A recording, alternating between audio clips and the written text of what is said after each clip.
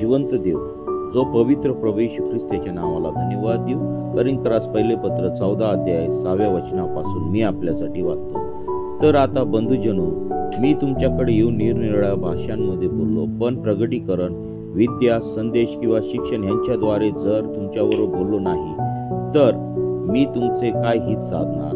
पावा, विना असल्या नाद काढणाऱ्या निर्जीव वस्तूंच्या भिन्न भिन्न नादात भेद करून न दाखविल्यास पाव्याचा नाद कोणता, विनेचा नाद कोणता हे कसे समजेल? तसेच करणा अस्पष्ट नाद काढील तर लढाई जाण्याची तयारी कोण करील?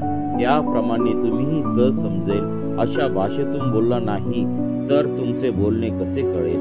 तुम्ही वाऱ्याबरोबर बोलणारे व्हाल. जगात भाषांचे बरेच प्रकार असतील तरी एकही अर्थरहित नाही.